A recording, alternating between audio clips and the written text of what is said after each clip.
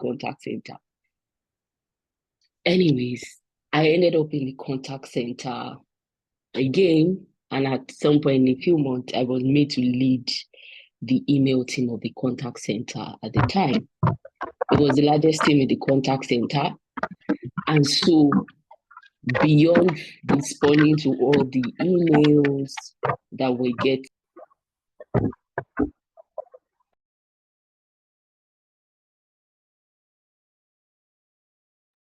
Mika, you are muted. You need to unmute yourself. I think that was by error. Oh, okay. Can you hear me now? Yes, yes. Okay. So I ended up in the contact center. I was moved to contact center. I was told, oh, you have these ideas and I want you to go there. So I ended up there, and then in a few months, I was made the team leader of the contact center. So it went beyond just responding to emails and solving problems and inquiries. It became, okay, look at all these complaints. What are the reasons? What are the reasons customers are coming? What are the top requests? What are the top complaints? What are top inquiries? How can we solve this problem so that they don't even come in the first place?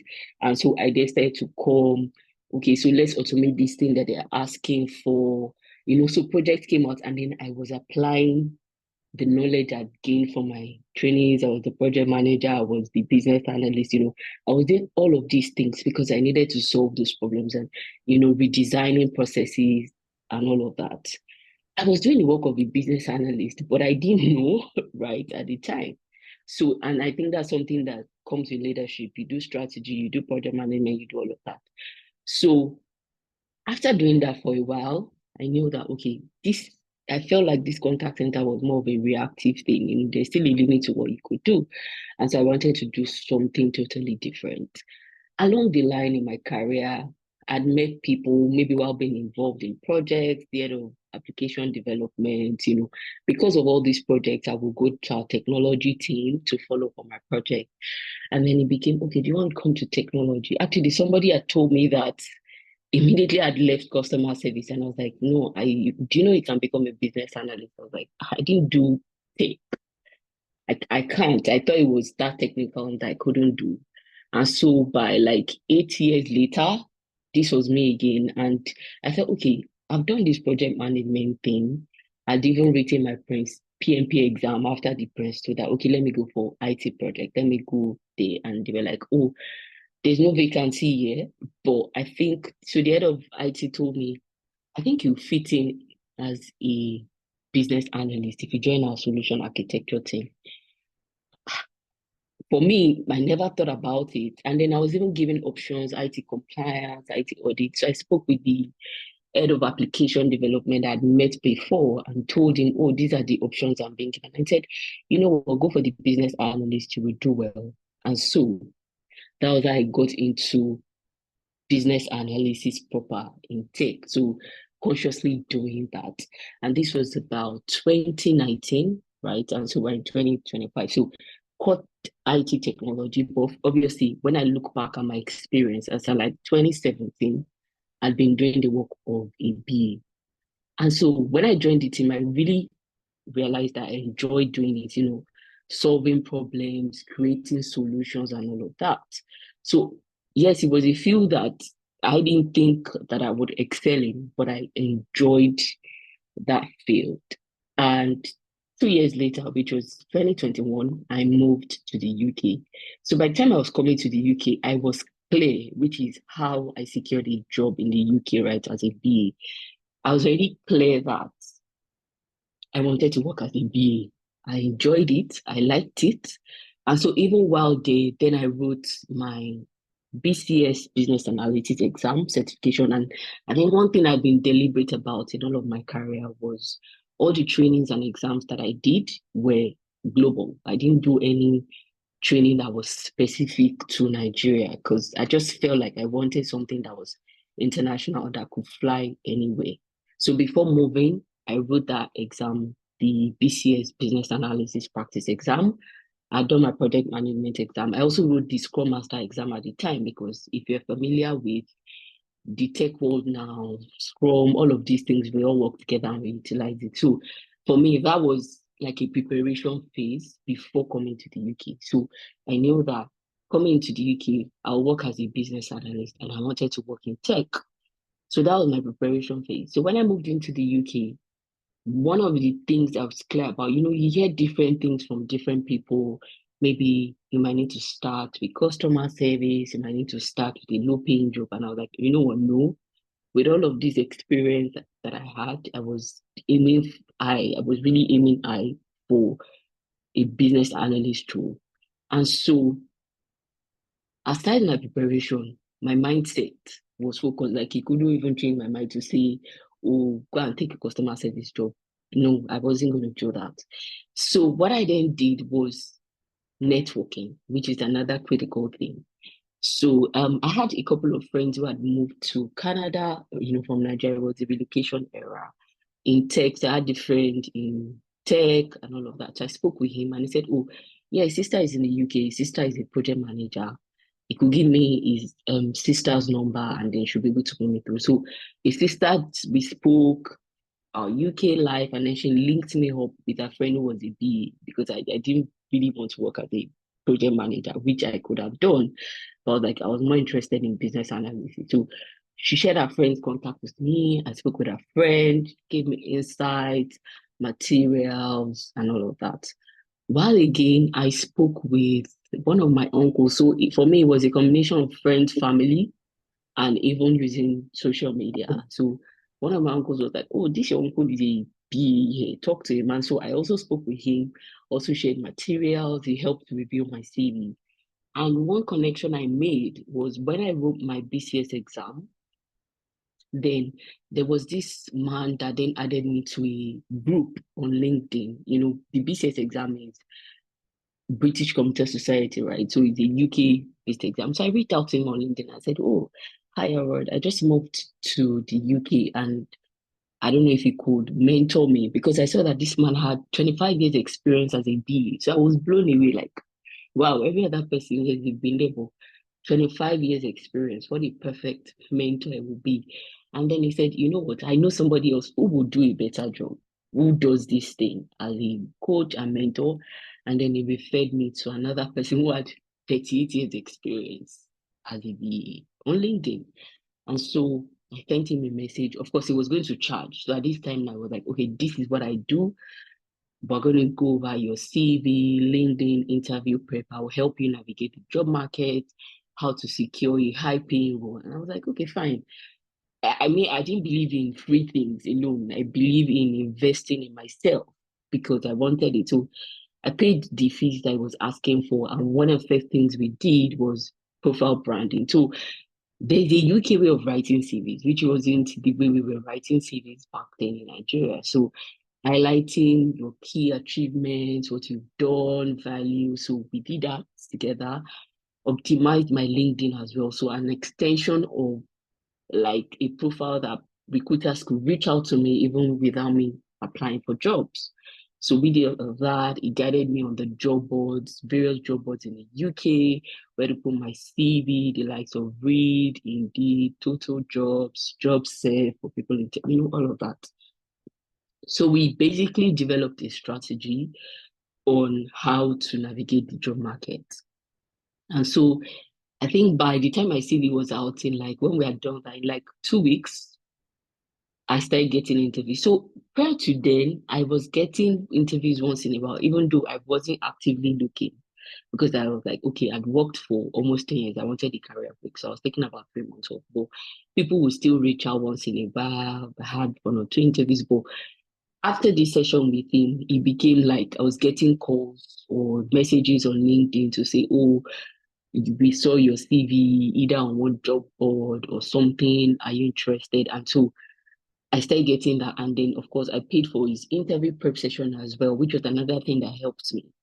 So there's a way of responding to interviews here as well.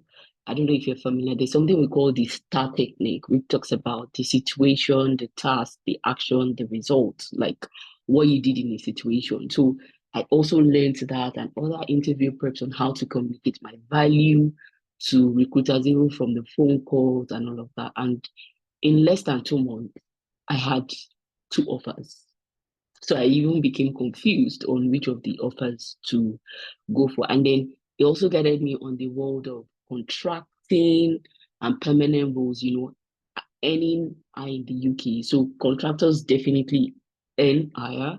So my first role, I contracted as a business analyst, the first role I took. So I had a permanent role and a contract role. So I took the contract role, and those are one of the roles that you get to earn high.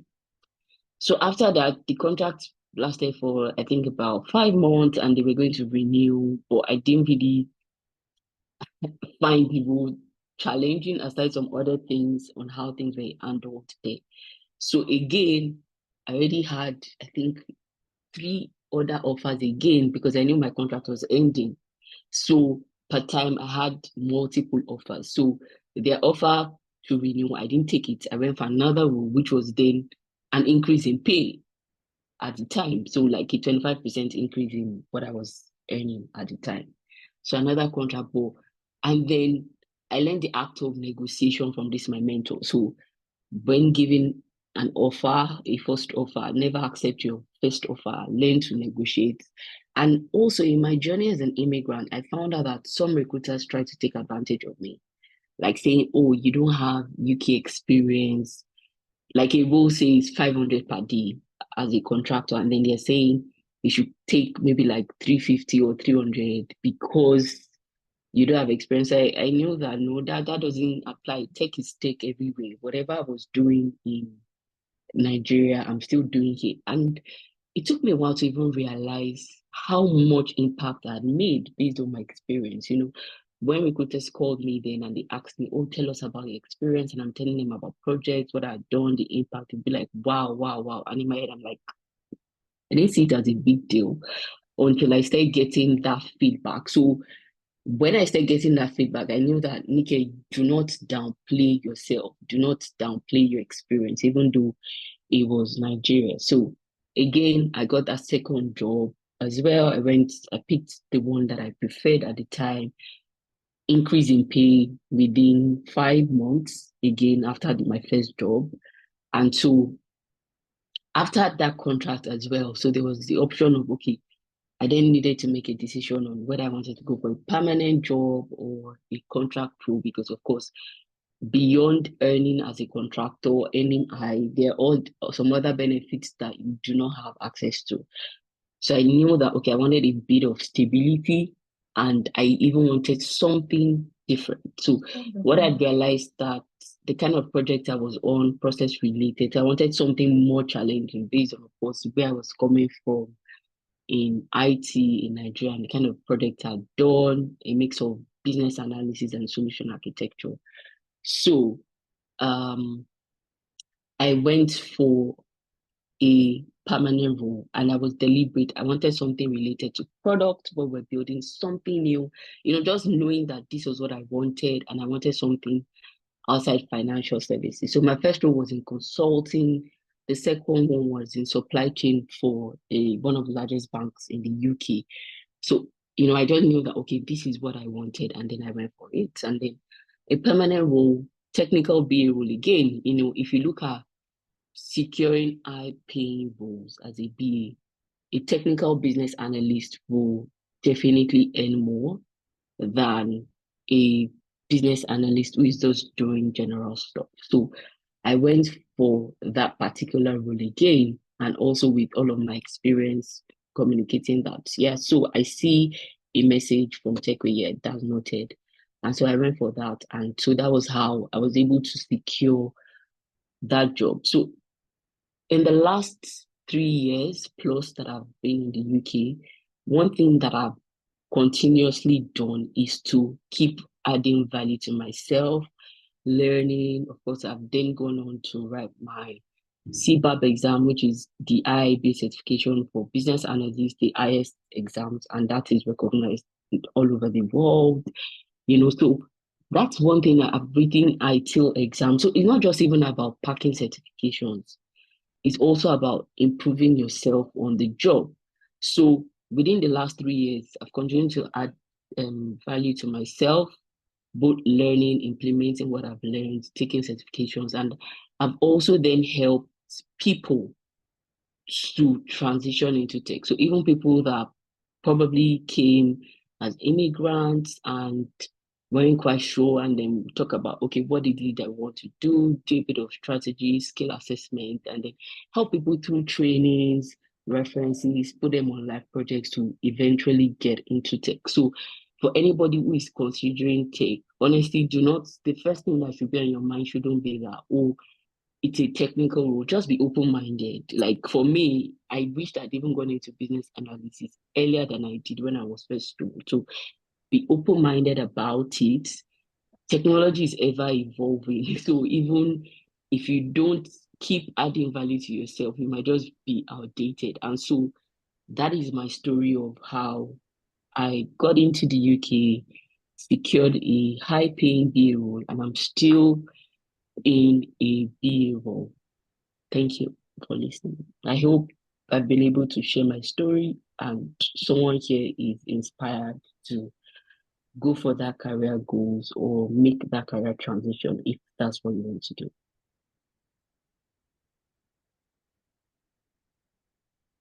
All righty. Thank you very much. Thank you very much, Denike, for that. Thank you very much. All right. Oh, my video. I thought it was on. Sorry about that. All right. So thank you so much for that session, powerful session. And please, guys, if you have questions, please note them down. At the end of, we are still going to take the two other speakers before we take the questions.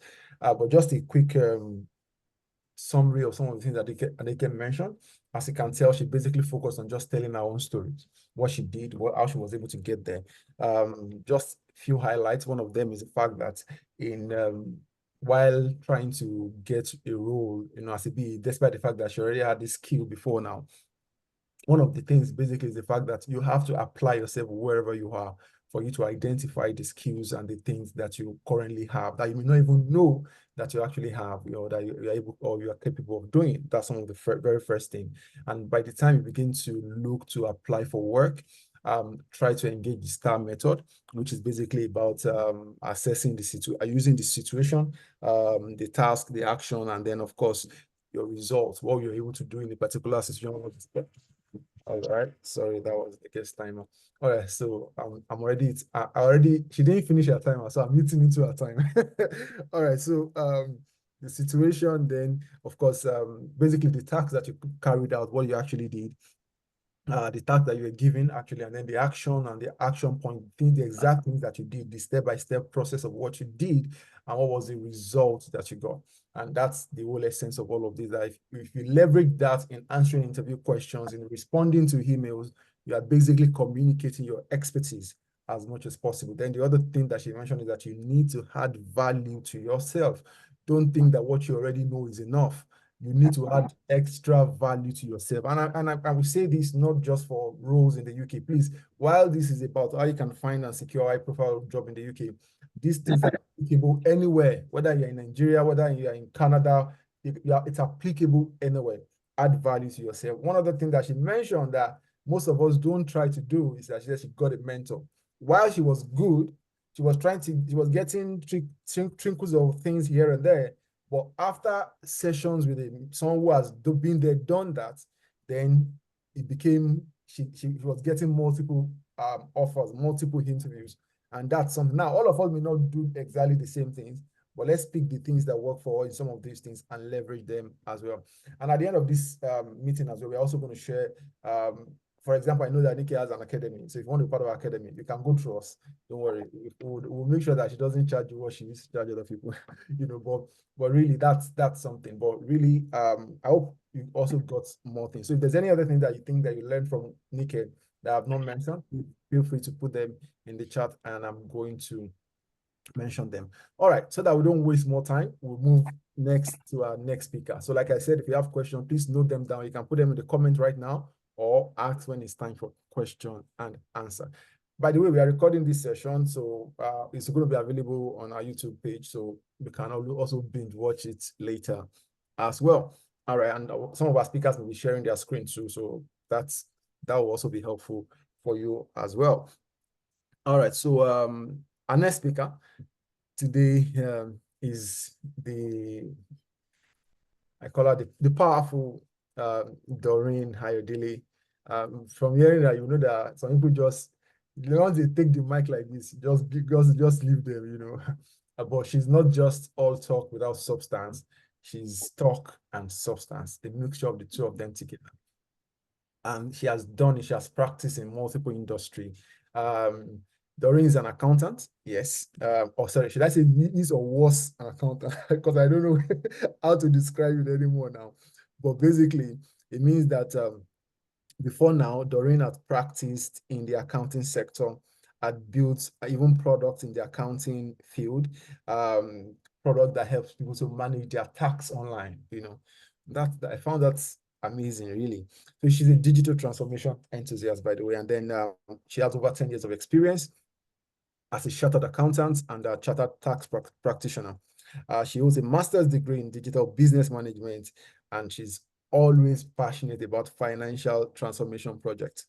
At the moment, Doreen currently works as an SAP business process partner with one of the leading British cooperative. And if you know Coop in the UK, she works in that field. Now, the question is, how did someone who was a chartered accountant doing finance do get into this space? And of course, you must all understand that it means that whatever field that you are currently on right now, you can move into any field and still dominate if you want. And we're going to hear all of that from Doreen today. So ladies and gentlemen, the same way, if your hands are not too busy, I just realized that though our chat, I don't think it's public. I think we did some settings, but if your hands are still not too busy, please, but I see your chat, by the way, I see them. So please put your hands together. Let's welcome the one and the only Doreen Ayodele.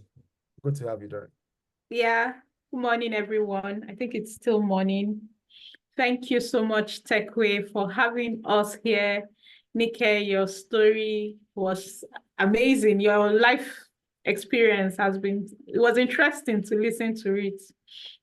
And one of the reasons why I'm always excited to have this kind of conversations is because for us as migrants in this country, the goal is to have more colored people in the room. The goal is to have more people like us in the room.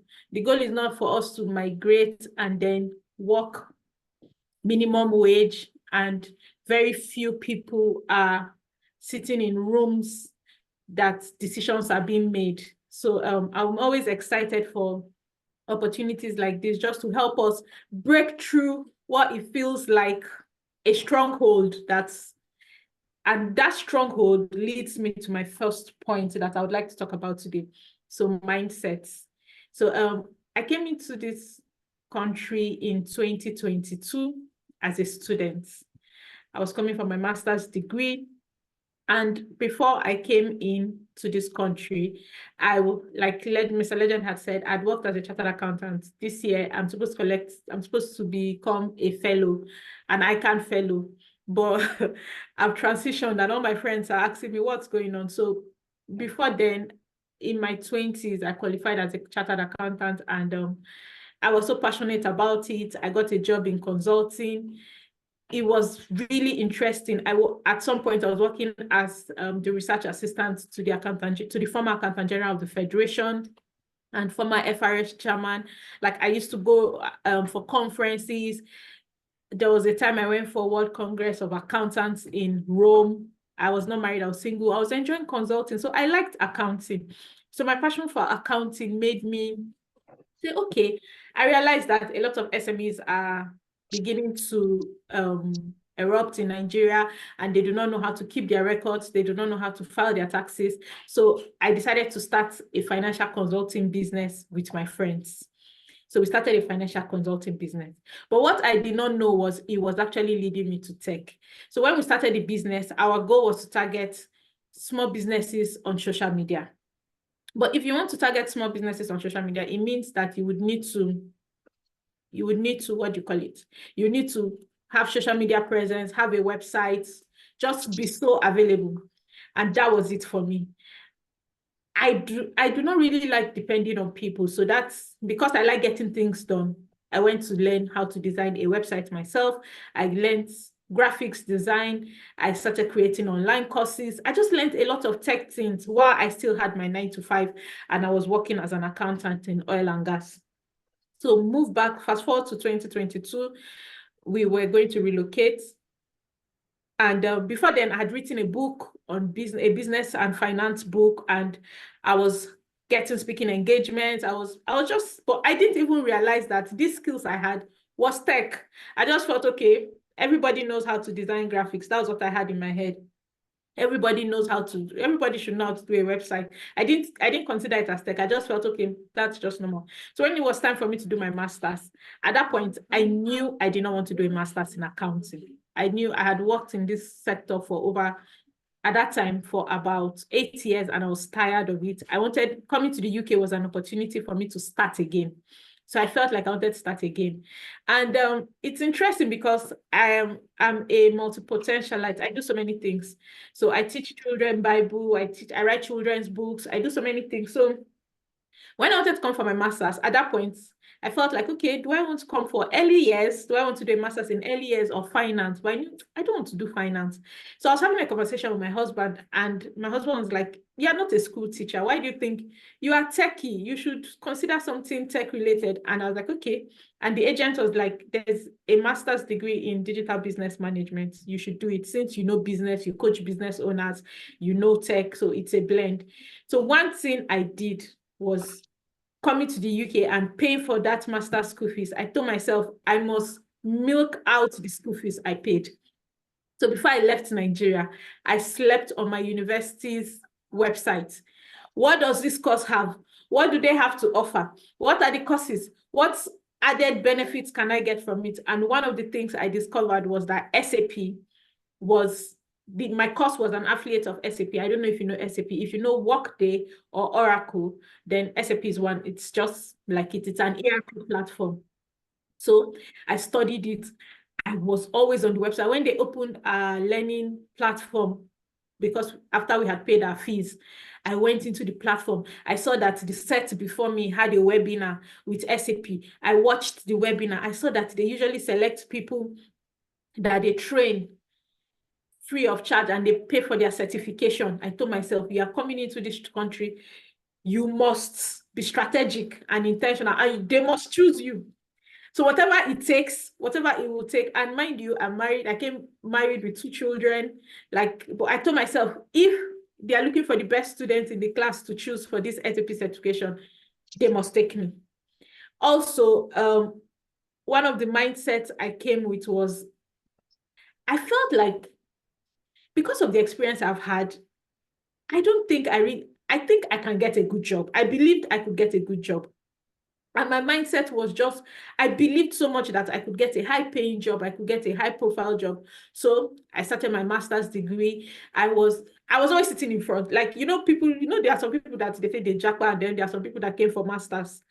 Like, I knew I came for masters. I was always in front. I was always like the SAP, because it was an SAP course we were supposed to do in uni, and I got 100 over 100 in that course. Like, that's how I was like, because to get an SAP certification costs about £1,500 or so. Like, I wasn't ready to pay that money. I wanted to get it free.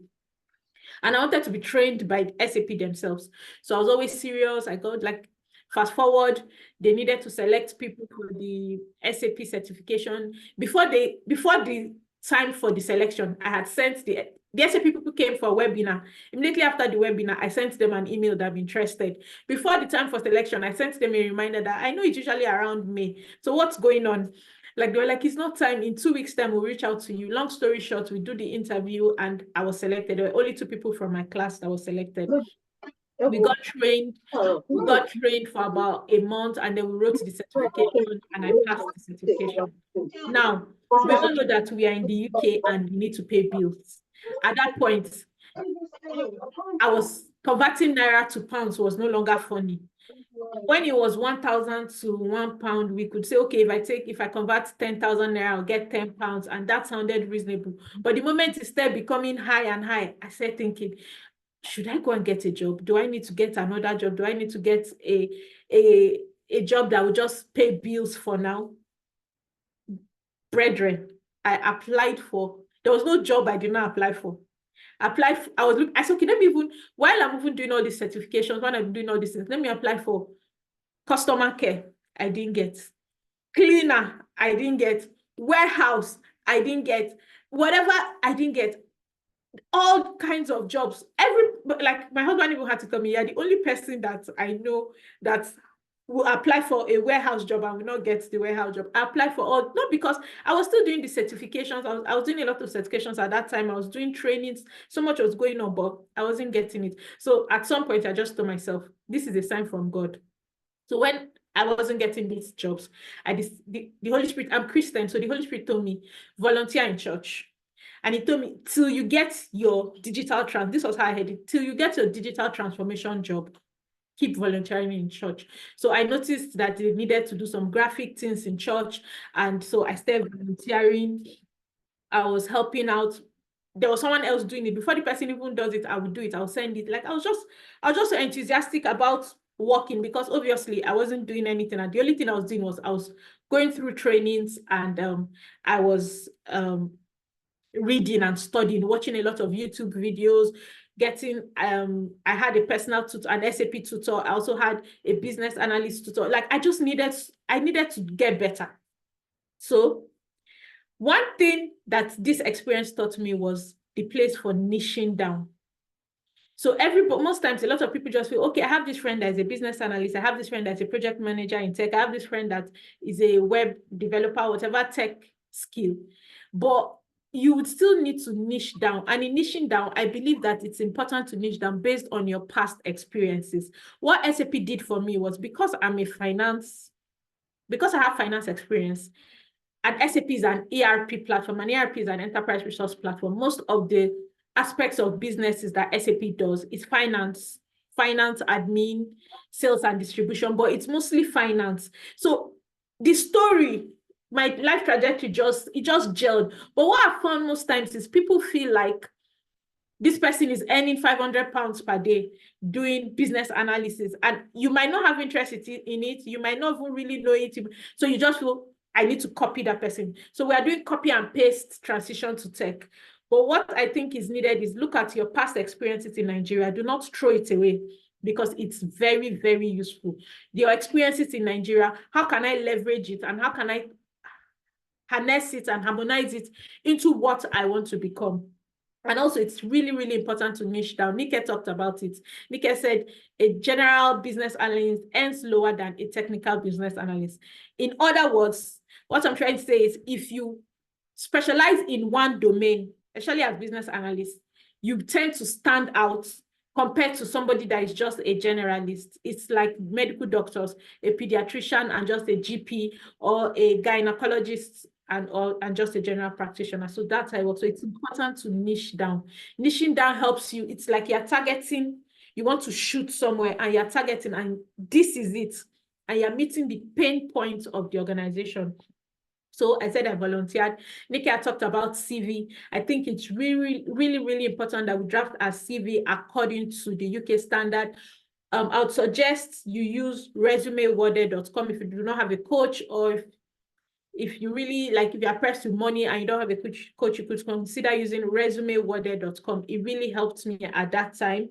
Or some people will use ChatGPT, but the problem with ChatGPT is more of copy and paste. So if you're going to use ChatGPT, I'll say copy the role, paste it, and then edit it to make sure that what ChatGPT has given you is really what you wanted it to give you. I hope you understand what I'm saying.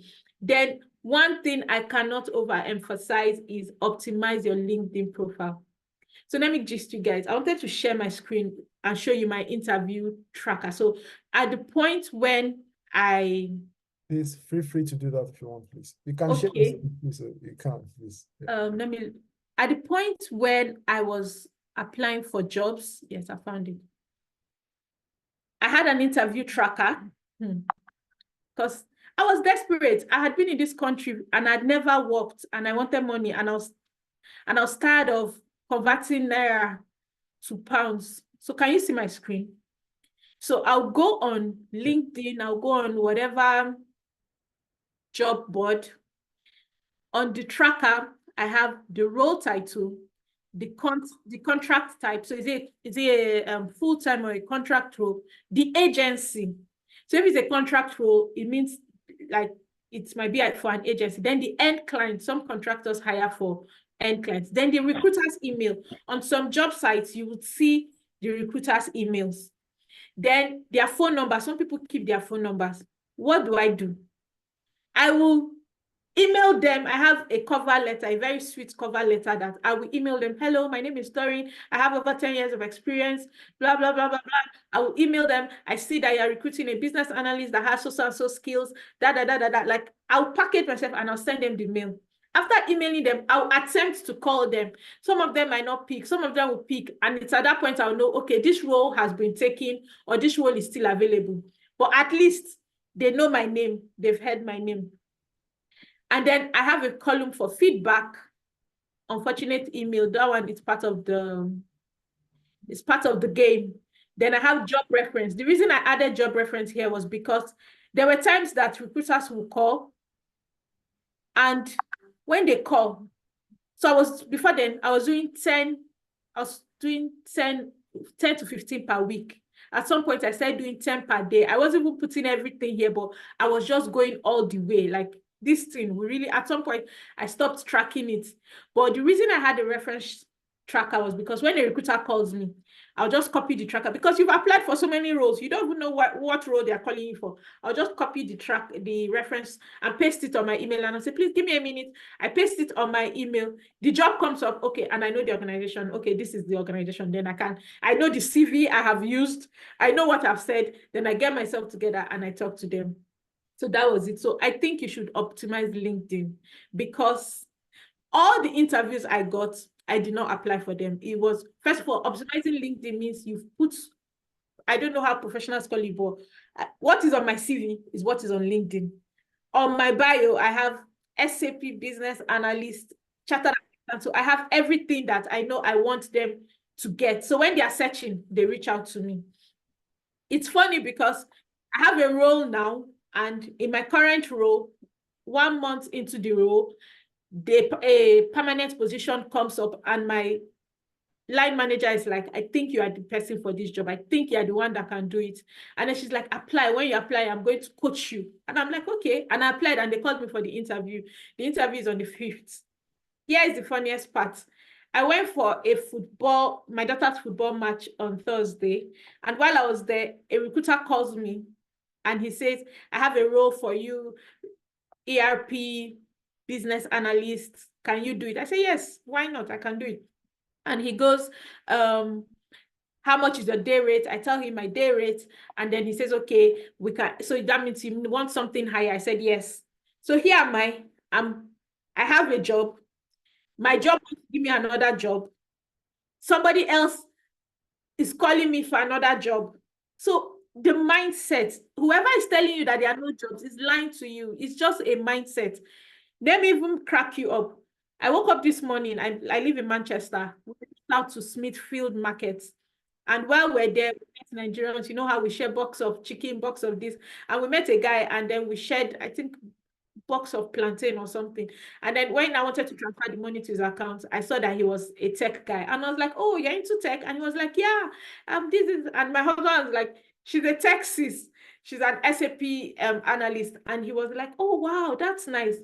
We move from there, we drive to the African store, and we meet him there again. And we're like, oh, we meet here again.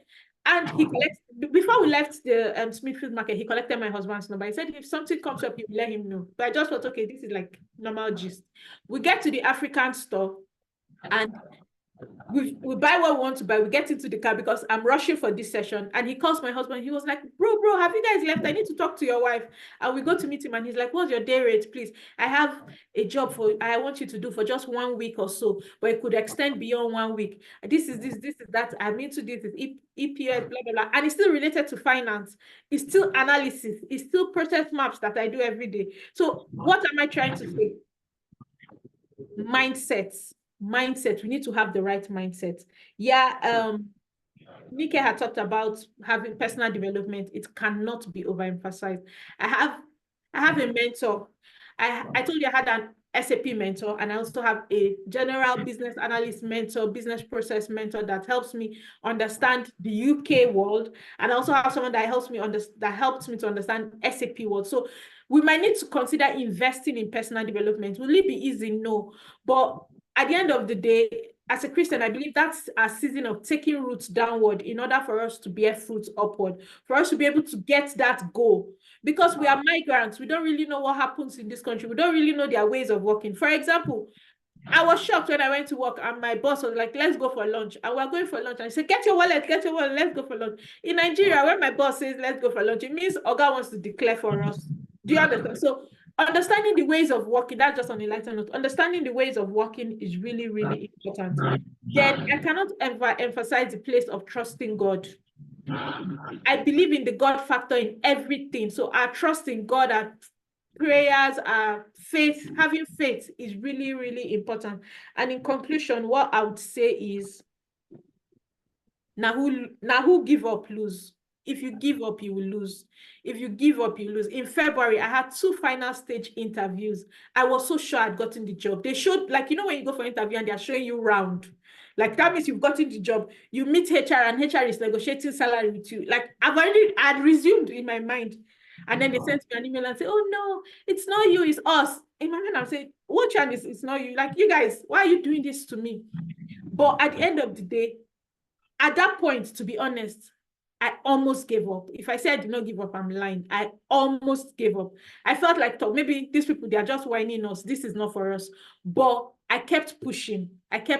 So in summary, don't give up. Keep pushing. Thank you so much. Thank you for listening. Thank you very much. Thank you very much.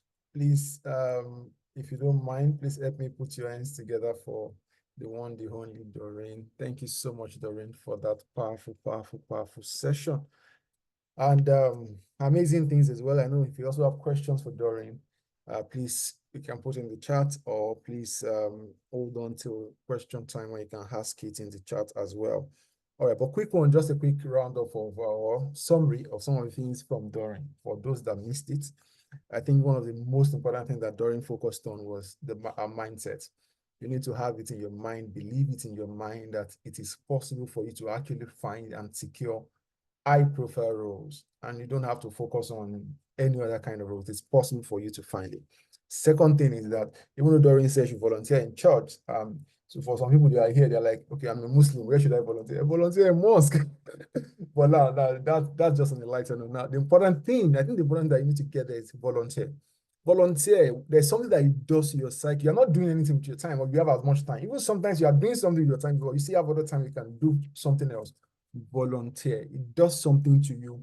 It gives you confidence. It even sharpens your skill. So look for volunteer opportunities. Yeah, you can't find the job right now, but can you find platforms where you can offer something for free? You can do them. Sorry, I think that's the same thing during time as well. She gave me some of our time as well. All right, so volunteer as well. Then another thing she's talked about, which I think Nick also emphasized on, is study and training,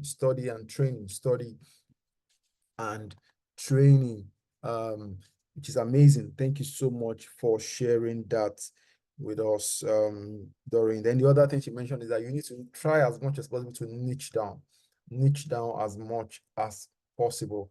You can't niche down. So basically, whatever role that you are in, is it possible to go, not just say, I'm a digital marketer, or I'm a product designer, or can you find an area or an industry or a sector?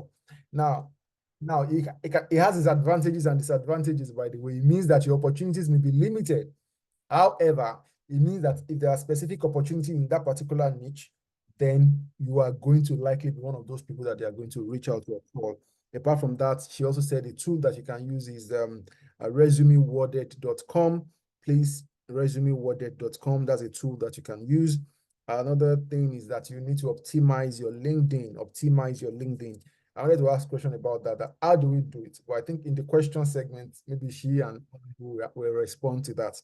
Optimize your LinkedIn.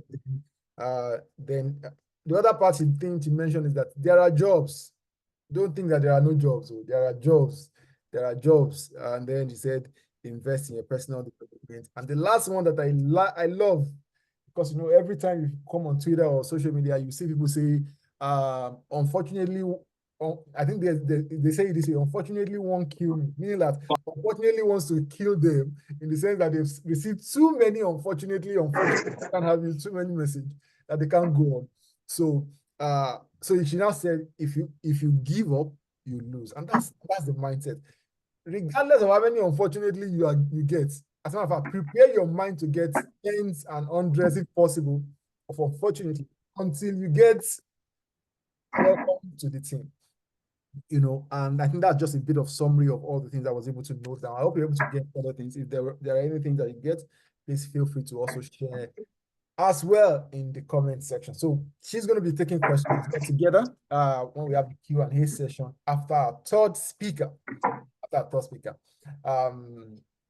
Without further ado, I think we are going to also be moving straight to having our third speaker with us, who is going to be teaching on how you can get high profile job as an immigrant. So now it wasn't specifically on immigrants.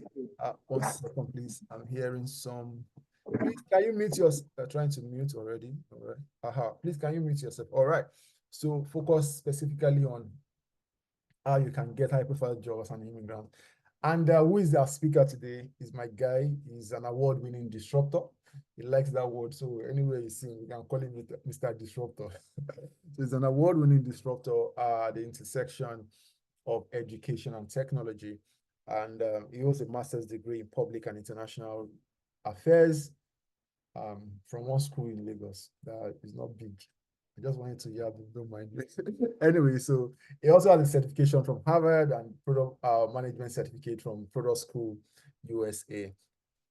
He's passionate about leveraging technology to drive change. He's an amazing guy with, you know, I cannot release all of his profile.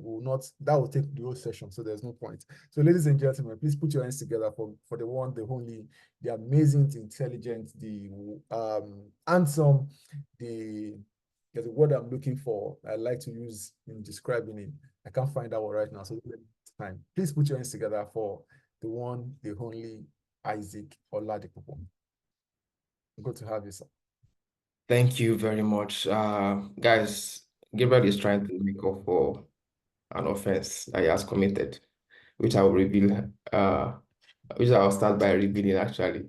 You know, I didn't know I had offended Gabriel for him to set me up by having such powerful, profound set of ladies before me, you know. But on a serious note, thanks to the Thought Promotions team for this highly valuable and timely initiative. Thank you very much. I think this could have happened at a better time, especially when we have loads of Africans. Personally, very few things give me so much joy, like seeing Africans, particularly young Africans, thrive, you know, because when we do, the world actually get better for it. And you can see that from the, you know, sessions and the stories, you know, of my sisters. Yeah, Nikki and Doreen, well done. Beautiful stories. I was pretty much captured. And yeah, I wish they could just continue. All right, so it's good to be here. At the end of this very brief conversation, hopefully, building on the solid foundation laid by Nikki and Doreen, if you take action, you should be able to get a job within the next 1 month. And I'm not being bogus, right? Why do I say that? I say that because what I'm about to share, the very simple story, actually, just like what we've heard, right? Is my personal story, you know, based on not things that I read, but things that I did, right? And it didn't just produce a result, it actually produced results consistently. Like I've done it not just once, right? And much more than that, there are things that I've shared with people and they produce the same result, right? And one of the things I understand about success is actually that success is very replicable. If anyone has achieved anything, no matter how big, no matter how massive, you know, as long as you can take your time to study the things that they've done, the routes that they followed, how they followed the routes, the principle that they leveraged, and you can discipline yourself to do exactly those things. Trust me, you will either produce the same results or even do greater, as long as you're able to, put in more work than they did, right? So, and of course, at the end of this session, also, of course, I'll also be sharing a link to a video that I did that includes, which is one of the things I also did a bit differently, right? That includes, just one link that includes about, if not over 1,000 companies in the UK, right? That you can apply directly to, leveraging all the things that have been shared by Nikki and Doreen, and maybe a few things that I will probably also add, right? So that way you can apply directly and strategically. Now, so let's get started. I wanted to ask some questions before now, but because of our time, I like to, relate. But because of our time, I'll just go straight into this. Yeah. So my story is a bit different. I think Nikki and Doreen probably came from very, very techie, and for me, I came from the streets of Alagbado, right, in Lagos, Nigeria. If you know Alagbado very well, Alagbado is one of those, how should I describe it now? You call it the outskirts of Lagos. It's almost not in Lagos. It's like between Lagos and Ogun State. So at times, at times I feel like we're just forming Lagos, right? But that's on a lighter note. So, but of course, I grew up in Alagbado. But then I learned the importance of community and resilience very early on. I remember growing up, my dad, we were actually doing very well to do. I remember still having four different vehicles, that would take all drivers and whatnot.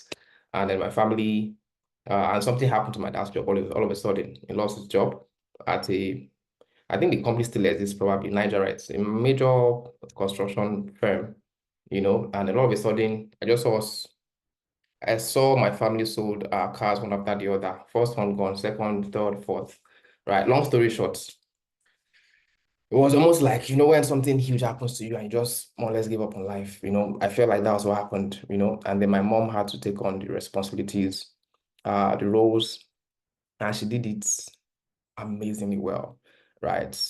She saw us through those challenging times. Since I came from a family of four, myself, I have another brother, sent us to school. But why am I sharing that?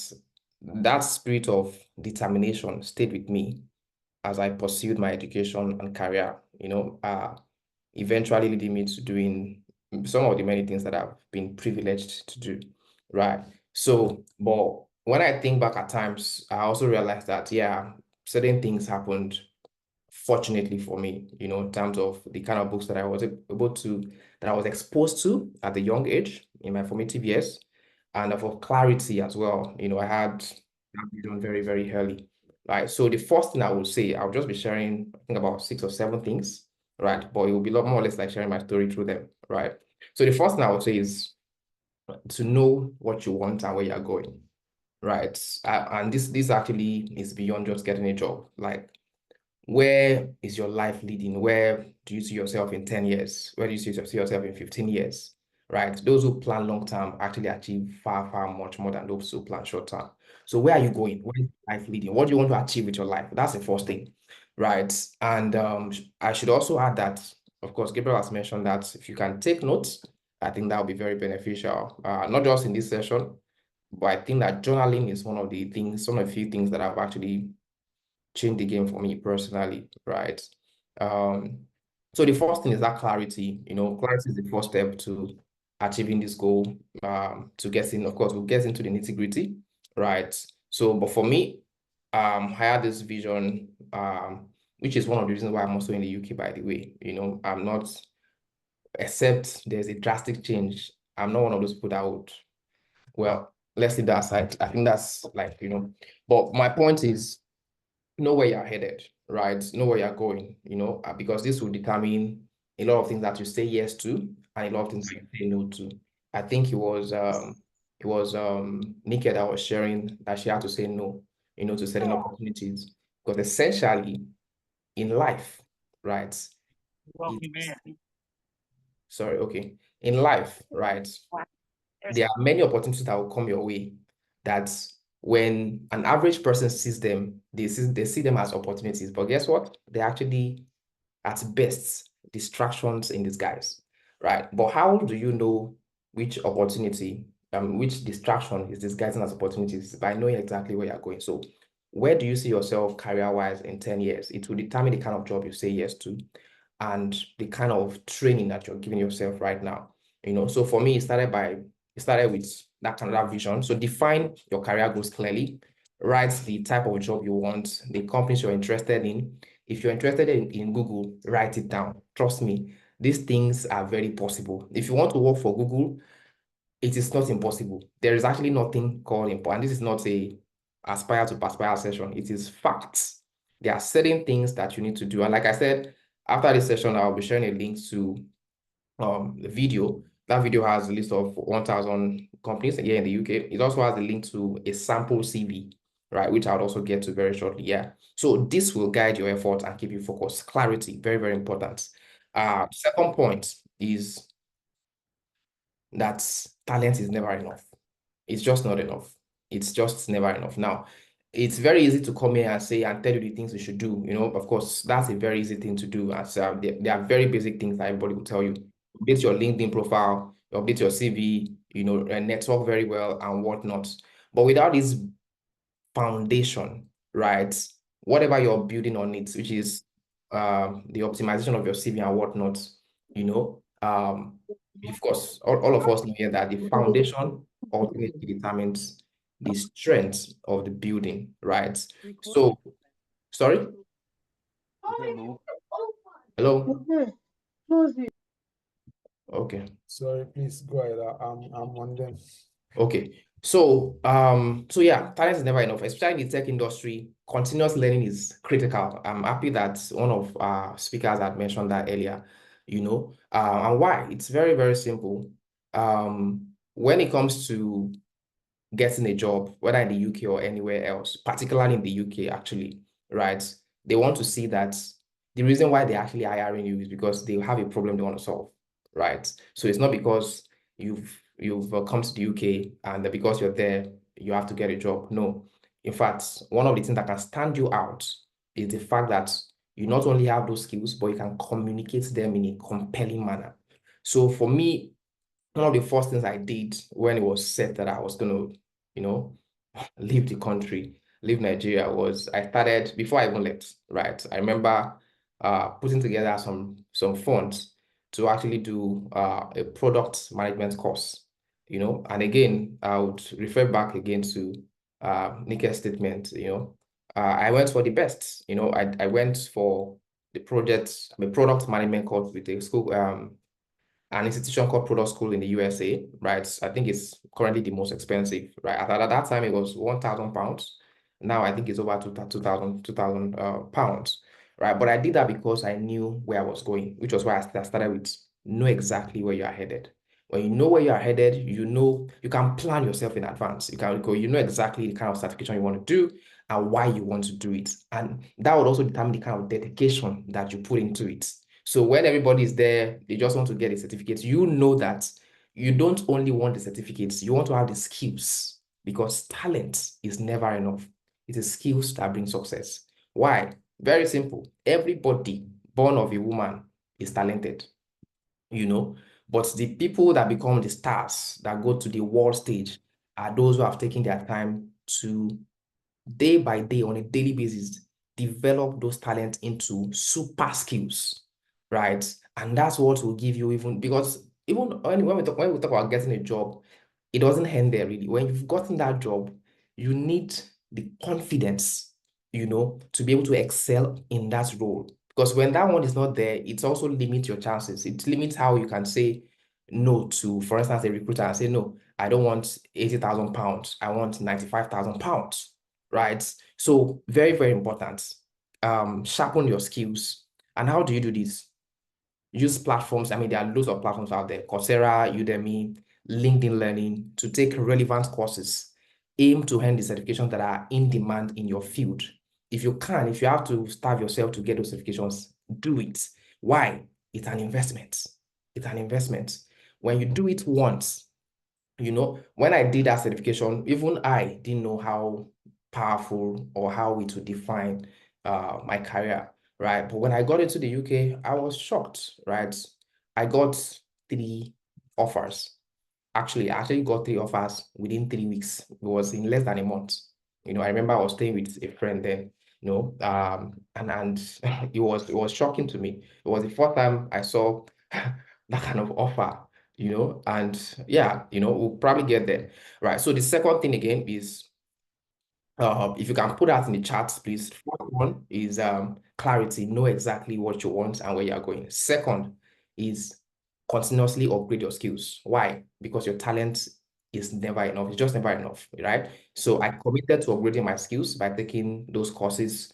I handled certification, and then I also stayed updated with industry trends. Now, at times, it doesn't have to be about you spending laborious hours. At times, it can just be 30 minutes in a day, you know, see what's happening, read up a chapter or two, buy books. I remember then, I was actually in Canada then, because it was Canada that we first went.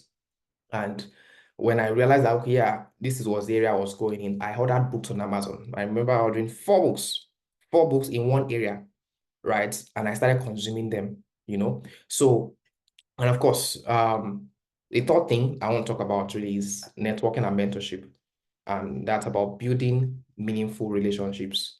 Now, building a strong network, I mean, was also a game changer for me. Like I said, when I got into the UK, you know, one of the things I actually worked was talking to people who also, you know, spoke to me about the key platforms, you know, that you should focus on when you're searching for a job. You know, I started reaching out to professionals. I remember when I was even on my first role, despite how much prepared I thought I was, I struggled a bit. That's the truth. I struggled a bit. And that's why I tell people when they are starting out, they want to pivot to tech. Don't wait until you are perfect. You will never be perfect for the role. Just get started.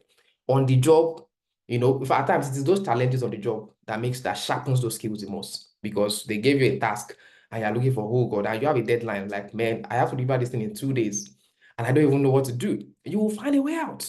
I remember reaching out to someone on LinkedIn, you know, when one of those times, and that was one of the most helpful things that has happened for me actually in the role here in the UK. Person was gracious. I think this person was actually a senior product marketer with ClickUp in the USA, right? And then he shared a lot of robust document with me, and I was awed, right? So reach out, build networks, build relationships. They would help you.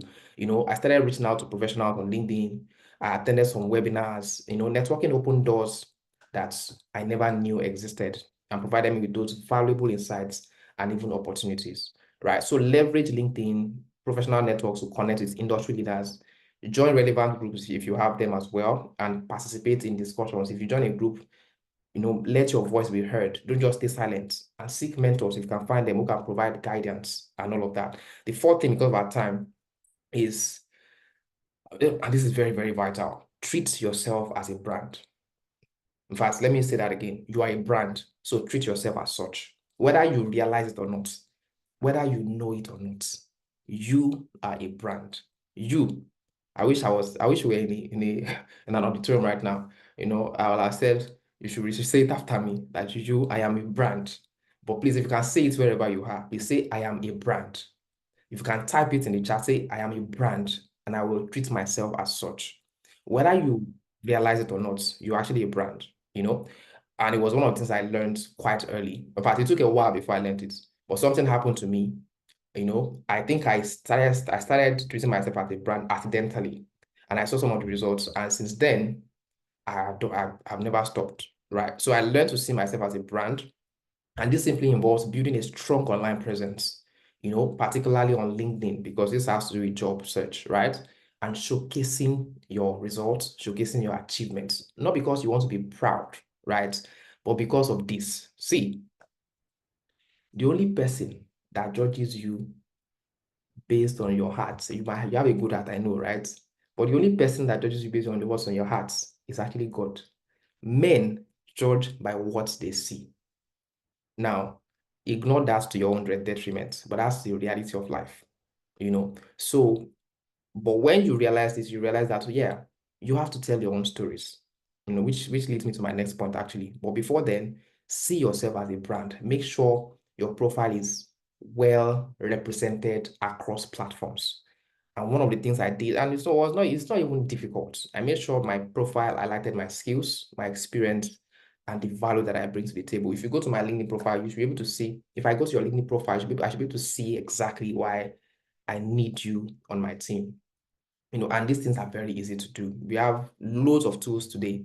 They've spoken about ChatGPT, it can help you to do all of those things. So optimize your LinkedIn profile, highlight your achievements, your skills, your experiences, and share, if you did a project at work, for instance, share about it. How do you share your story? Very simple. What did you do? What was the problem? What did you do? What was the result?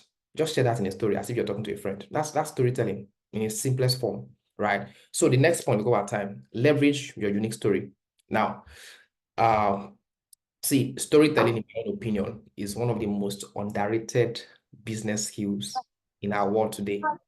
Storytelling is one of the most underrated skills of our time, and for me, when I discovered the power of storytelling, I'm still getting better at it. That's the truth, right? But I've leveraged my unique journey to make myself stand out, Wow. Okay.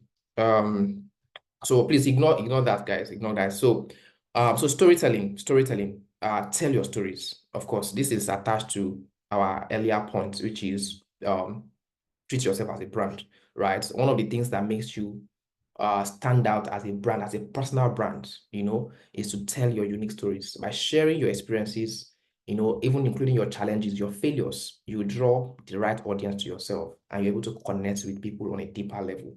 So craft your personal story, highlight the challenges you faced, tell them once in a while what you've learned as well. Share the story, on your profiles, and you'll be shocked, at the results. The sixth tip I want to share is then to update your CV. I won't take more time on this one because our earlier guys have spoken on that, right? But one of the key changes I made was updating my CV, to be very sincere, to focus on. But I think the biggest thing I speak about when I talk about CVs is, and that's also the biggest mistake I see many people make when it comes to putting CVs together, right? Well, the biggest thing you should do to your CV is to focus on achievements rather than just listing your responsibilities. This is a game changer, trust me. When I did this, of course, aside from that, I also made sure that I included the relevant keywords. I removed unnecessary personal information, like, for instance, if you are looking for a job in the UK or any developed world, please remove date of birth, gender, location, religion from your CV. Why? Very simple. Those things create biases. I'll give you an example. So you applied to Google, you've gotten to quarterfinal or semi-final stage rather, right? And they're actually looking, maybe the hiring manager already loves your CV, right? But the person internally, you are sending to the HR guy, prefers a lady and sees that you are male, you're off, right? And it can happen with location as well, or even date of birth. Maybe the person prefers younger birth. So take out those things from your CV. The only thing they need is what you have done. What have you done before? Can you prove it? What can you do for us? That's all. So revamp your CV to highlight your achievements. Use bullet points to showcase your impacts and contributions. If you won an award before, put it on your CV, because that simply shows that if you've done it before, you can do it again for them. Like I said earlier, companies are not looking to hire because they want to give salary. No, they're looking to hire because they want to solve a problem. And as long as you can align yourself with them, they will get you. Now, the other reason why you need to update this and do it in fast, take it as a project, including relevant keywords, is very, very important. And this is the reason. When recruiters are recruiting, nowadays they have something called an ATS system. What does that mean? It's called an applicant tracking system.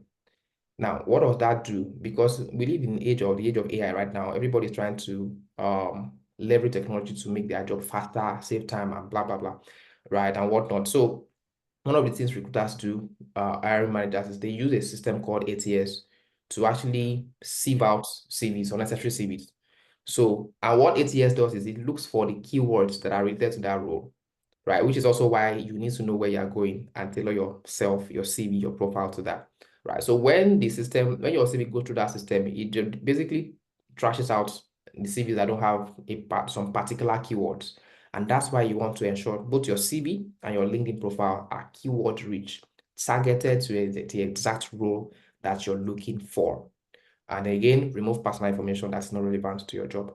Final point, be strategic in your application process, right? Be strategic in your application process. For me, one of the things I did, right, like I said, was I didn't want to. I know for most people that are looking for jobs, I like to at times think differently, right? People go on the usual job platforms, LinkedIn and whatnot. So what's that thing that you can do differently? What's that thing that you can do better? And one of the things I did was I just went online. I said I was going to search for the highest earning companies in the UK. I don't want to work for just any company. I wanted the highest earning companies in the UK, right?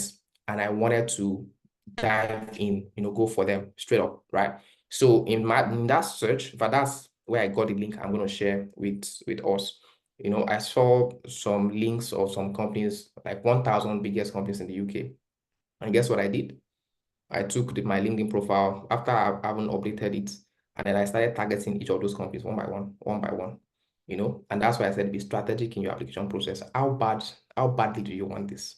Some people will say they are looking for jobs and they are probably spending 30 minutes daily searching in the job search. Then you're not ready, because even searching for a job is a job in itself, right? So you have to dedicate. So what I did was, I remember I was staying with someone that during that period, right? And at some point, I was getting about 8 interviews in one day.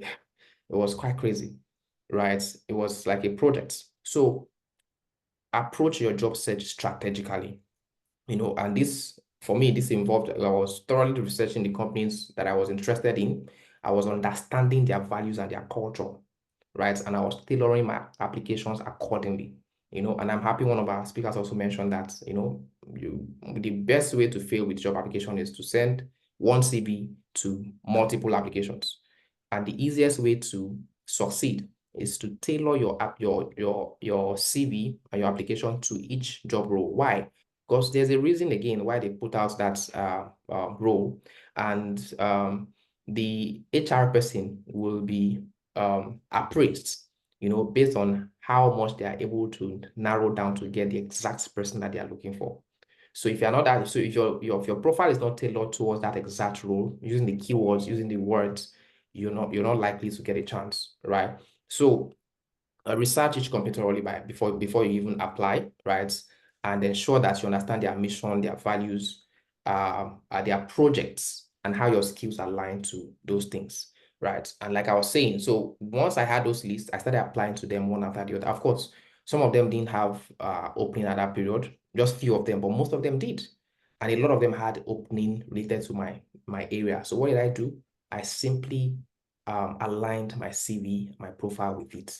And when I got the first call, it was a job in Saudi Arabia, if I remember very, very well. And when he mentioned the amount, I actually thought he was joking. And then he said he was going to send an offer. So when they sent the offer and I saw it, it's like, okay, and that's how everything changed. And since then, really, for me, it has been, higher and higher, right? So, but the key thing here is to understand these basic things, right? And align yourself accordingly. Like I said, success is replicable. If Doreen can do it, right, and did it amazingly well, if Nike can do it and has done it amazingly well, you also can do it. Thank you very much. All right, amazing, amazing, amazing. Thank you so very much. Ladies and gentlemen, please put your hands together for the one, the only Isaac Oladipupo. Please, let's appreciate him. All right, thank you so much, Isaac, for that powerful session. Thank you so very much. You will agree with me that was powerful. So guys, if all the sessions today has been powerful, you like them, you enjoy them, it has been beneficial to you, let the speakers know by putting a comment in the section that it has been powerful, or I love it. It has been powerful. I love it. Whichever one, please, or please let's see your, I want to see you. Let the speakers know that that's been powerful. You love it. All right, good. Thank you. I think I'm already seeing, yeah. Thank you so much for that. Thank you. Our time is fast spent. If you were here when we started, I said we wanted to end it at 11:30, and it's already 11:30. But the only thing that we have left to do is question and answers. We are going to get better in managing our time. As we have said consistently, we don't want to ever exceed it and have 30 minutes in our sessions, like in our monthly sessions.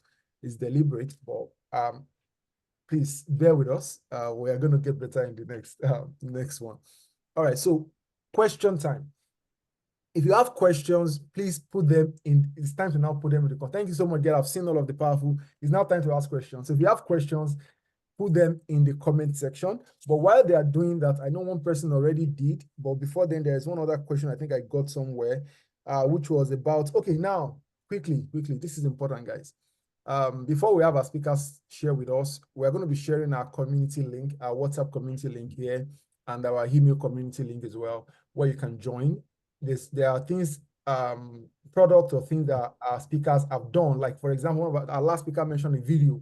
We are going to put it in that video. We're going to send it to you in the community. You can watch the video. Some of our speakers have some other products or services that they have. They can offer you whether a discount or even for free. For example, one of our speakers shared an interview tracker with us. One of the things we want to ask her is, can she give it to you for free, or give you like a template rather that she can share with you that you can leverage in your own stuff? If she's sharing that with us, then we're also going to be sending it to you in that community. So very soon we are going to be putting our community link. We have a WhatsApp community, and we also have an email community. So at least join the WhatsApp community so that you can, of course, get some of these benefits. And subsequently, when we're having other monthly session, you can also be part of that as well. So that being said, the next thing I want you to do now, guys, is you have heard all of these things. And for some of you, the job that you are looking for maybe even be different from what the speakers have spoken about. So in the comment section right now, can you answer the question, what kind of job are you looking for? What kind of job are you looking for and where? What kind of job are you looking for and where? This is important for us because it also helps us to look or curate opportunities that can help you. Create opportunities that can help you and send them across to you even after this session.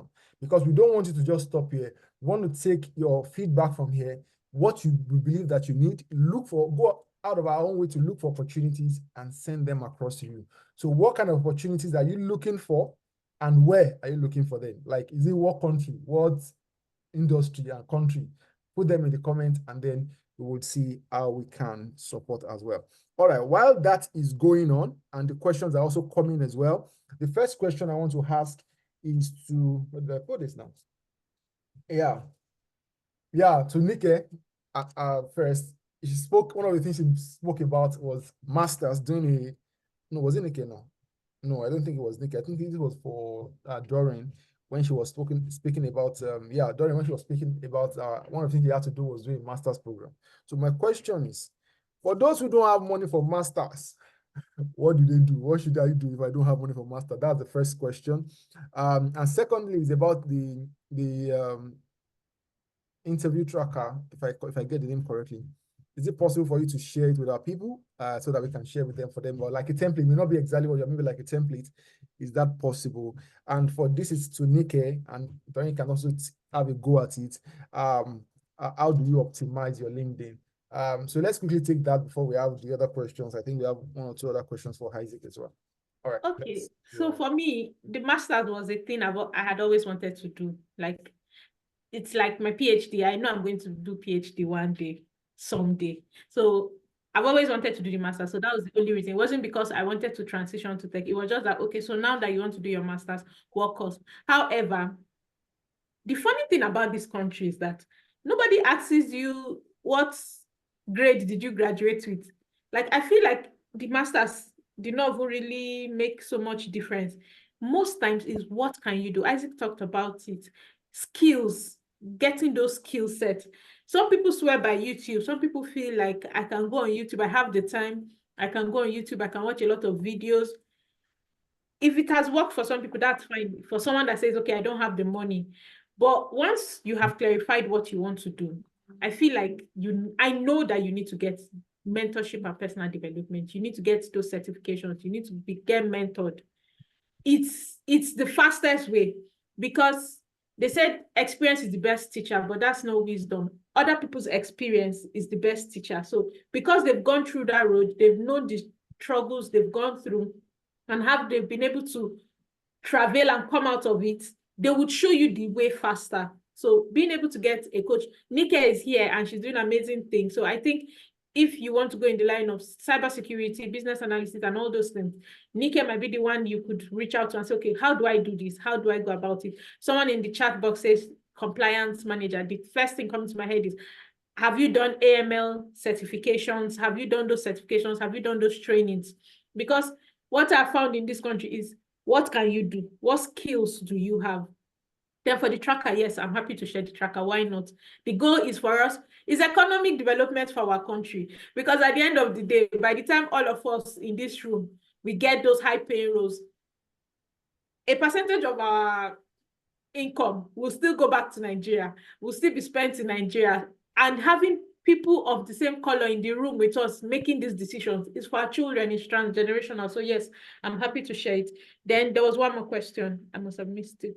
Optimize your LinkedIn. To be fair, I'm not a LinkedIn expert. What I did, I carried my CV and I put my CV. I have a very, this picture is on LinkedIn. I have a very cute picture. I put it. Then once in a while, I document, I say things about my life that is going on, my professional life that is going on.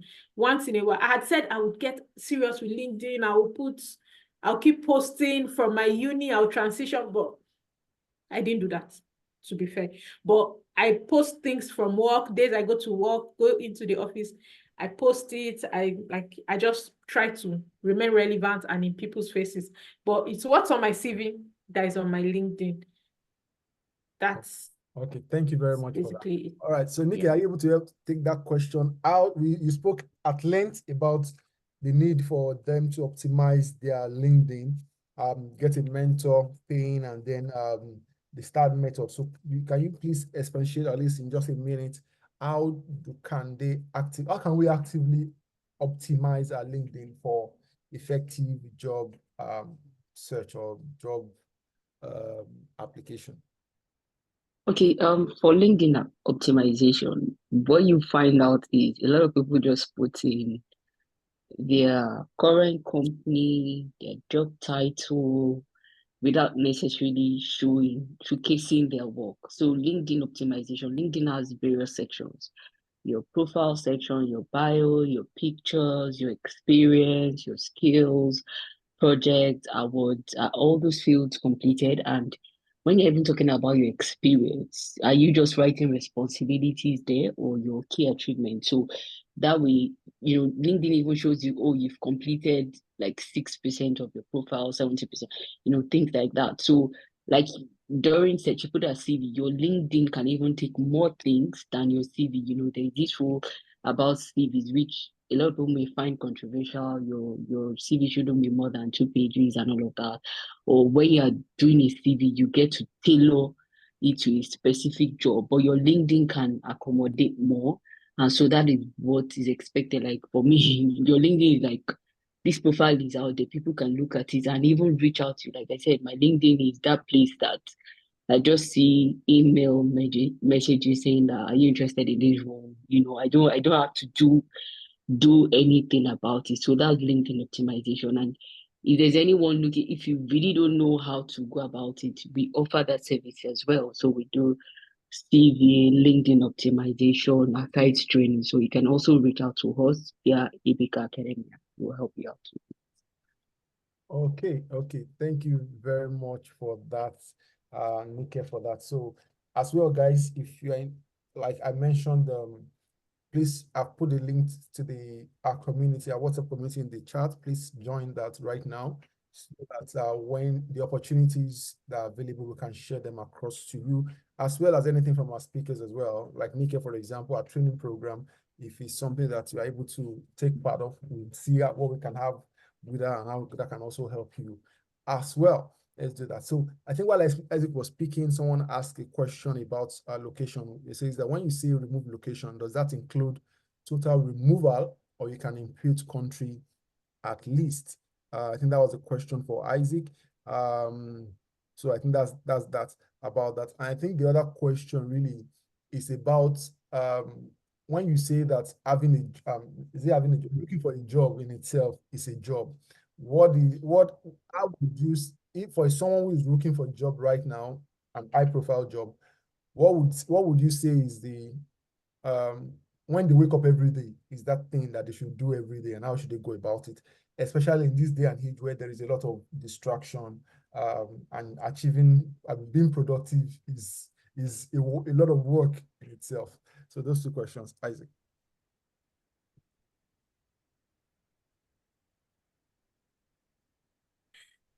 All right, thank you very much for those brilliant questions. So first one, location.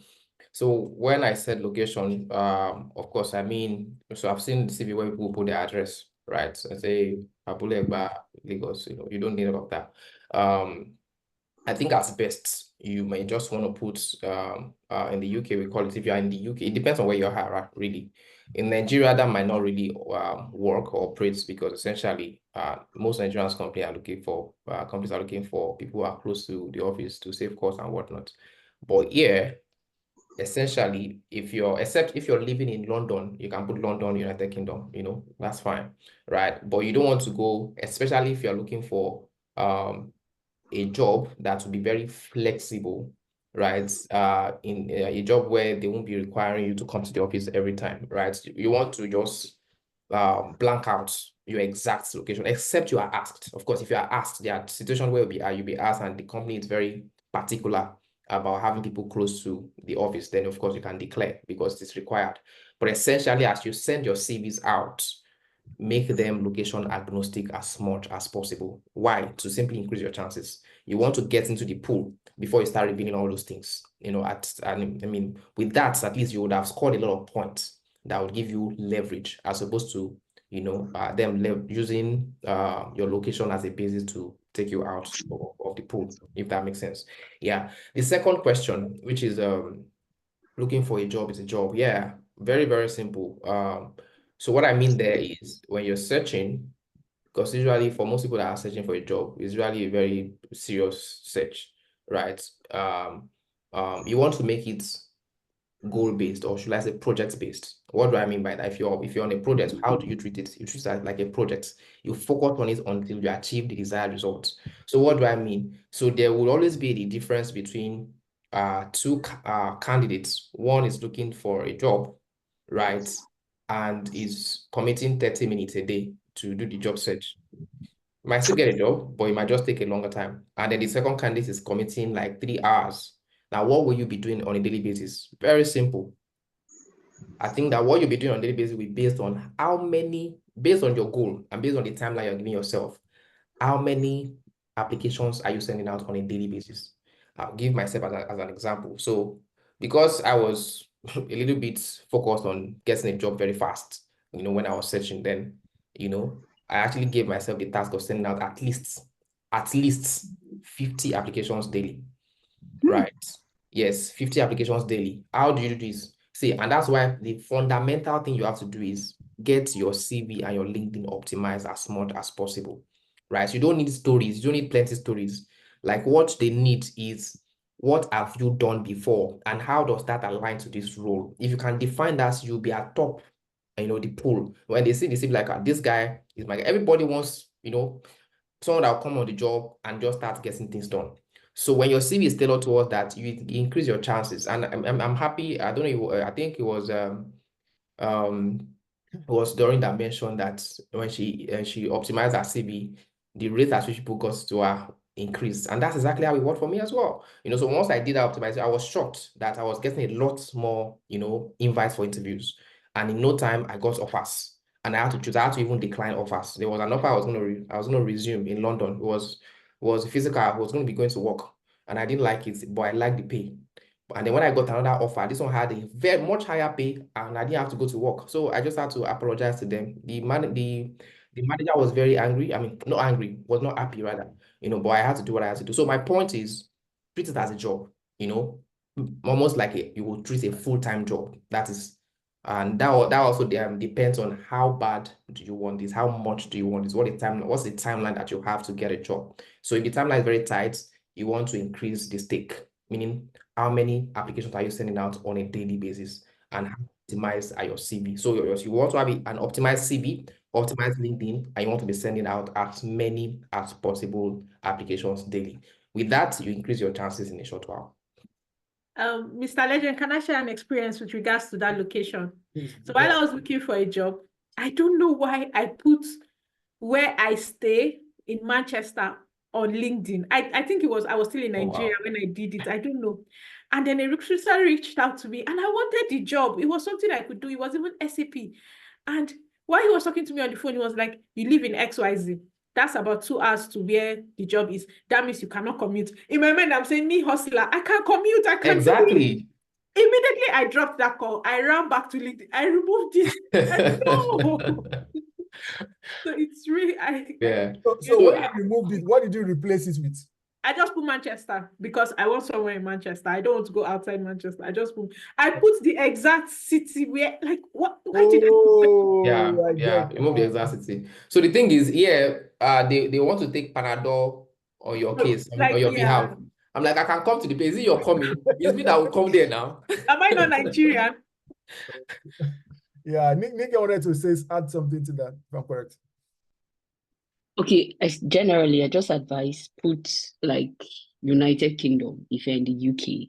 Exactly. Like me, all the places I've worked, I've never worked in the city I stay in, and some have been remote, fully remote, or a bit of hybrid. So that way you get the chance to apply in different places, and then you can then make a decision to take the job or not. Even in Nigeria, I tell people put Lagos, Nigeria. Really, all those full address and whatever is not necessary. Organizations that are really interested in hiring you shouldn't be keen on where do you live, except when it's time to drill down. But to have that wider and higher chance, just country is fine.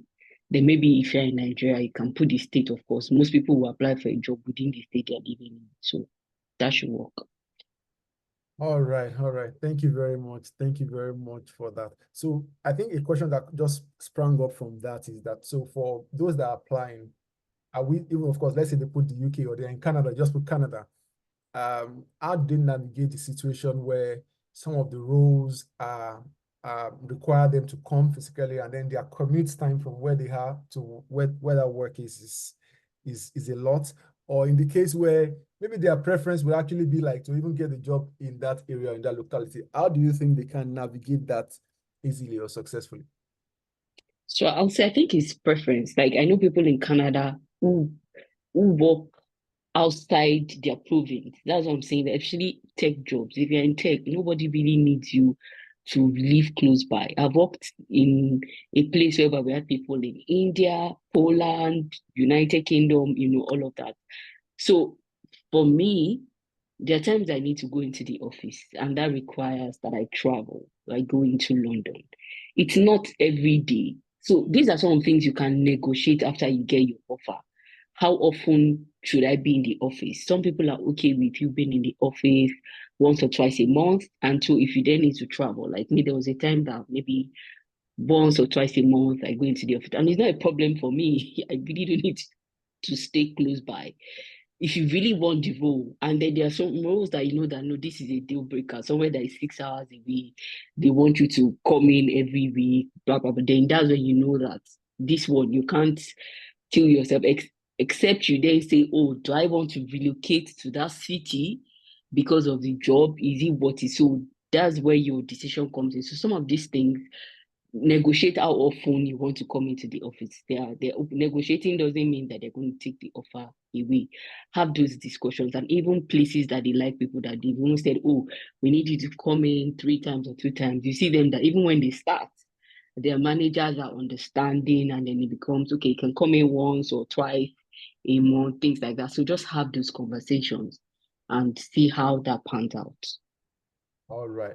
Thank you very much for that. One final question for all our speakers, and this is like a bonus for people, especially people who are in Nigeria or outside of the UK, and especially, of course, people that have visa issues. The person asks this question, I think, yes, that's the person's pain point. Even if it's one person and we can help the person, it will be good. But he says, how do you overcome the need for a visa? He's not saying most conversations end when you say you need sponsorship. And of course, you understand this person means that this person is applying from Nigeria, and they say, yeah, Nigeria, don't worry, they just say that's the end. So how do, and I want us to answer this, because for most of us here, you have successful jobs in Nigeria. So you're doing, so it means that wherever they are, where they are right now, how can they even do the same, that they can get high profile jobs? And even if they intend to also migrate as well, how do they also work around this and achieve great results on this? So I want all of our teachers to chip in on this. So I don't know who's going to go first. Okay, I can go first. I think I'm still unmuted. All right, So the issue on sponsorship can be dicey. Even me, when I started applying for roles, I think after then I had less than a year on my visa. I think I had a couple of months. So for some permanent roles, the recruiters would tell me outrightly, when they ask what kind of visa are you on and all of that, they just probably ghost you and all of that. So I focused on contract at the time because I knew that 6-month contract didn't really matter and all of that. Even knew I was going to renew. And those conversations, I then learned not to have them early. So I won't tell you what you don't ask me. Right? Sometimes it's easier to have those conversations when you have an offer, when they already like you. So they've interviewed you, they like you, they can see that, oh, you're going to add value. So for me, I always say all those conversations, as much as possible, don't start discussing when you're just applying for the role, and then sometimes the recruiter will not even go to the company and put you forward, which is not the recruiter's decision to make. So I say eventually maybe have it later, except the conversation comes up and they're the ones to ask. And then there are companies that sponsor, really. There are some companies that is about targeting those companies. When you look at the likes of KPMG, the consulting, there's some large companies that we know that they don't mind, Amazon and co. They always sponsor. So maybe you want to target those companies that sponsor because they have it. If a company has the certificate of sponsorship, there's no harm. They're going to give you. That's why they have it. But there's some companies that don't sponsor. So no matter how much they like you, maybe they might not have it, or they then plan to have that certificate of sponsorship in future, but even with what you have, so this thing can go to it. You could be in Nigeria because there are people in the UK as well who still need the COS, and people in Nigeria who need the COS. So if you're already in the country anyway, you're already in the UK, so that means at least you have something that can allow you work temporarily. Sometimes people don't even want to sponsor upfront because they don't even know you. They haven't seen your work, so they don't want to commit for that long. And so after they've seen the experience, that even the ones that want to eventually sponsor the person. And right now, I'm going to be frank, a lot of people are looking for sponsorship. Right now, it's a big deal. So if you are coming from outside Nigeria to the UK and you want direct sponsorship, honestly, I would just say maybe you keep trying. I can't really, because there are people in the UK as well who want that. But that doesn't mean that you should give up, because you never know. There's the place of grace as well. There's how you communicate your value. But one thing I'll say is don't put the sponsorship as the first thing, which is a lot of things that a lot of people make mistakes. Even when they're applying for jobs, they start writing they need sponsorship. I'll say don't put that first. Some people may feel otherwise, but I think just to increase your chances, at least get your foot in the door. Let them hear you. Let them see the kind of person you are, the kind of value you can add to them. And once you've got your offer, then you can start talking about the sponsorship. Yeah, I agree with Nike, everything you said. Well, I didn't have visa experience because I'm on a dependent visa, so I can't speak from experience. But from other people's experience, what I've found is a lot of people that have worked in Big Four and really multinationals tend to get sponsorship from either outside Nigeria or within the UK. So what's the conclusion I had based on a conversation I had with a friend was companies do not give a lot of sponsorship to entry-level roles. So if you are just transiting and it's entry level, so you might not get that sponsorship. But for managerial roles and really experienced people, and they've seen that you've worked in structured organizations, then there might be that room for sponsorship. But other than that, follow Nike's advice. Before Isaac responds to that, I'll say that one of the part that I want us to also cover, touch up on the person, because for this person is in Nigeria, he wants to get an international job. Whether the international job that will make him be working while he's in Nigeria or that will require him to get sponsored Oh, out. there are a lot of jobs. I know people working in Nigeria that are working remote tech jobs from Nigeria to Canada to the UK too. I know quite a number of people that, and that's even sweeter because you're earning in pounds and you're spending naira. Exactly. So there are lots of roles that, especially tech roles that you could get, but you still need to search very well. And I believe that you need to really have the skills. I'm sure Isaac has the answer. All right, so Isaac, over to you. I'm sure Isaac has the answer, Doreen. Anyways, thank you very much. So for me, I think that I'll just build on what Nikki and Doreen have said. First is seek employers who sponsor visas. That's the first thing. There are loads of them actually. And that's why, again, it boils down to your research. You know, what do you want to achieve? Are you willing to give it what it takes? So focus your job search on companies that are known to sponsor visas. There are loads of them again. You know, you can search for lists, you know, you can check online, you know, and then use websites like there are loads of websites out there actually, you know, that have those lists to identify potential employers who do that, you know. And of course, during interviews as well, don't hesitate to ask about the company's visa sponsorship policies and all of that. I think at the end of the day, there is a part that really has to do with how strong your magnet is. And when I say magnet, I mean your skill. See, there are some people that when they experience you, no matter the visa situations, they will find a way around it, right? So I think the fourth thing is just ensure that every day you have a routine that ensures that you're better, a little bit better today professionally than you were yesterday. So again, seek employers who sponsor visas. That's one. And for me, I think the final one I would say is if you're in Nigeria and you're looking to japa with tech and all of that, leverage the Tech Nation visa, you know, yeah, and I'm sure there are people here. Gabriel, for instance, is very good with that. So he can assist, right? So the Tech Nation visa, for instance, is a fantastic opportunity for tech professionals who can demonstrate their impact in the tech field. When I say demonstrate, I mean you can show tangible proof, you know. So that this is what you've done. So if you're applying for the technical visa, all it takes is compile a strong portfolio showcasing your achievements in alignment with the technical requirements. All those information are also online. But of course, in most cases, you need someone to guide you through, right? So those are the two things I would say. Seek employers who sponsor visas. There are loads of them. And the second option, if you have enough evidence and proof for it, leverage the Tech Nation visa. All right. Thank you so very much. Thank you so much, Isaac. Thank you, Nike. And thank you, Doreen, for a powerful session. And thank you so much, everyone, for staying with us all through. I think pretty much almost everyone who joined. If we had drops, I think we had less than 20 or less than, and that's not bad, really. Less than 20 drops. That you guys stayed till the end. Thank you so very much for that.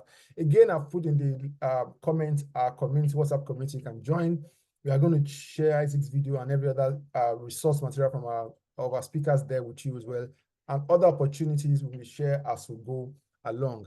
Now, if you also join this meeting, maybe via my WhatsApp or somewhere without registering, we have a registration process where you put your email and all that. Without registering, I put our subscription community email there where you can register with your email. Why? So that subsequently when we send you emails, you are able to actually get it this time around. So like for our subsequent meetings or opportunities that we have, we can send emails.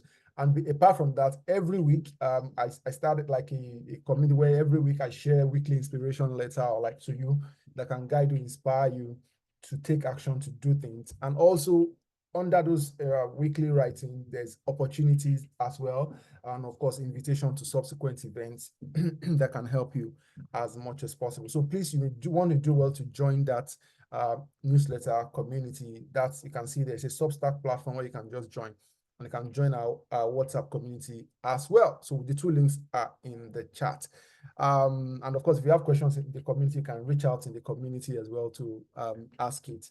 Or just send email to us at hello@thoughtpromotions.org, hello@thoughtpromotions.org. .org. I just realized that I should have written that there as well. So just my guy, I know he's not around, so please permit me. All right, so that's that about that. All right, guys, thank you so much. I really appreciate it. And we have come to the end of this session. As I mentioned earlier, my name is Gabriel Olatunji-Legend. I am, I'm the initiator of TechWay. We have a team of people that are at Thought Promotions. We're working to launch some of these event platforms that is targeted towards specific problems, issues, and challenges, and bringing people who have gone through the same problem, who have solved them, and to help you to also solve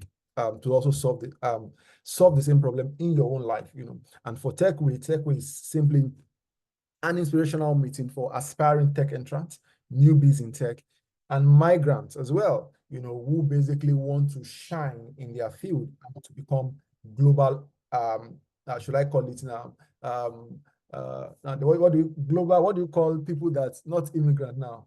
The other word for immigrants. Oh, that word just lost me. When people that come to Nigeria now, they call them, what do we call them now? Please, somebody should remind me that name. Expatriates. Exactly. Now, so that you become global expatriates. You are not going to be migrants or no. You become, that's actually our goal. That you go to these countries, these places, or even from where you are, you become you have global skills that help you become a global expatriate. And I hope as much as possible. We've just started in the last couple of months, 2-3 months ago, and we're hoping to do more to help as many people as possible. So please follow us. And please spread the word as well. Cheers. Thank you so much. Thank you to our speakers. Let's have an amazing day, everybody. Cheers.